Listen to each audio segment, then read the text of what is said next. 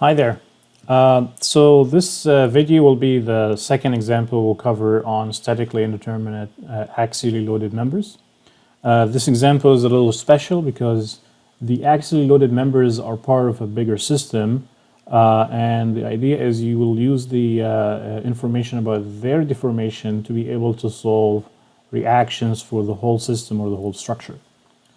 So we have this example here. We have a rigid beam, A, B, C, D, and it's supported by a hinge at A and two steel wires at B and D. And it's loaded by 400 pounds at point C. And the total length of this beam is 40 inches.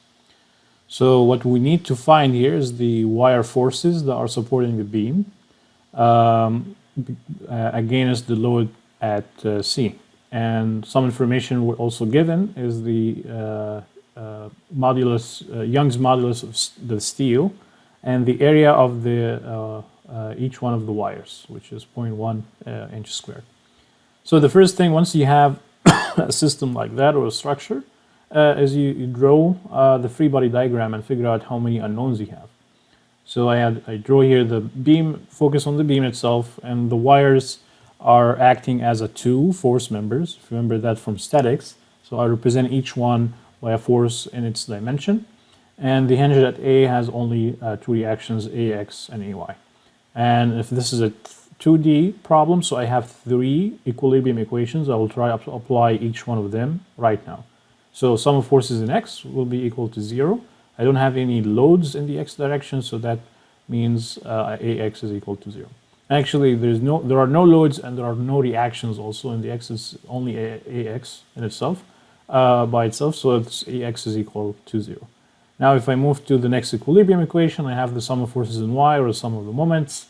I decide to apply sum of the moments first, and I picked point A. My positive direction is the counterclockwise. So both wire tension forces, FB and FD, are acting with positive moment around A, and the load is causing a negative moment around A. So if I try to solve or simplify that more, kind of end up with two unknowns in this equation. Now if I do the sum of forces in Y, that's the simplest, simpler than the sum of moments. So now I have three unknowns, AY, FB, and FD, countering the 400 pounds load. So I have two equations. I start with three equilibrium equations, but one of them is a null. So I end up with two equations and three unknowns. So how to solve for that? I'm stuck and I need one more equation.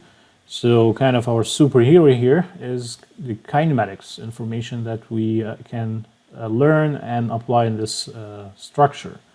Kinematics is another name for compatibility of stresses. What does compatibility of stresses mean is that stress or deformation, sorry. So compatibility of deformations, I'll fix that right now. So it's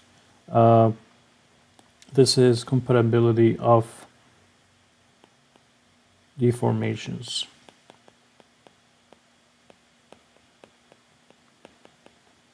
So meaning that if the beam deforms like that, so under the load it will rotate around A, around the hinge, and the point is the deformations along the length of the beam will be related by geometry.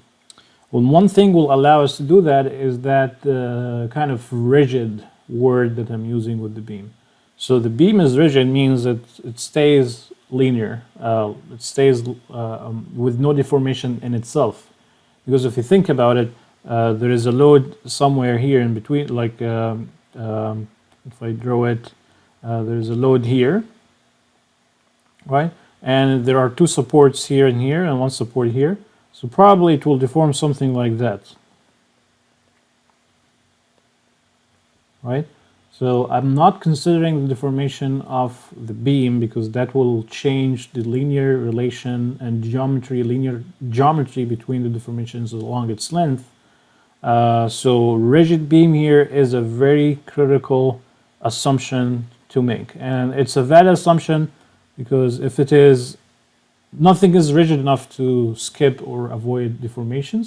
But if it is rigid enough to comparable to the deformations that are caused in the wire and the steel wires, then I can make this assumption.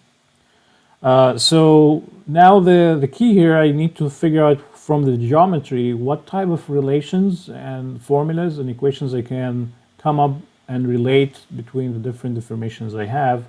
And these deformations will help me to relate next to the forces inside them through the stress-strain relationship. So in practice, one thing we'll notice here, or also make another assumption, is that generally we don't allow large deformations. So alpha here, the angle or that tilt of the beam is a little small. So if I calculate, try it yourself, try like cosine 0.001 or a very small angle, you'll find cosine is getting closer and closer to 1. So this means that this L1 length, the horizontal length of the beam where it was in the horizontal position, now it's inclined with alpha angle. If I kind of do L1 is equal to 20 inches cosine alpha from geometry, I'll find that it's pretty close to still to 20. So I didn't have that much displacement here because geometry-wise, this is kind of a radius of a circle, and if this kind of tilts, it goes like that, if I exaggerate a little. So that kind of, I'm changing a little the geometry here, but with small alpha, I can say that I didn't change really the length here from the total length of 40 inch when it was horizontal and it's also length when it's the projection of it when it's with angle alpha. So here I will say that L1 and L2 are approximately equal to 20 still. And I will use now the similar triangles, delta B and delta D, and the distance between each one and the head of the triangle here. So delta B over 20 is equal to the same ratio of delta D over 40. From that, I can figure out that delta D is double the value of delta B. And how to calculate each one using the famous formula we learned a long time ago, not really long time, I mean a couple of videos ago, PL over AE. So I have everything in this. If I plug in L is the same for both steel wires, 20 inch, same cross-sectional area and same material. So kind of cross a lot of things except for that the force in D would be equal to double the force at B. Now this is my third equation, and when I solve equations 1, 2, and 3, I'll figure out that I have these internal forces FD and FB in the steel wire. So I got the steel wire forces, I got what's needed from this problem, and you see again another example of how the information about the deformations that I have in a system can help me solve the statically indeterminate equilibrium I have. So that's a very powerful feature that will make our life much, much easier beyond just the basic knowledge we learned from statics. All right, take care. I'll see you in other future videos. Bye.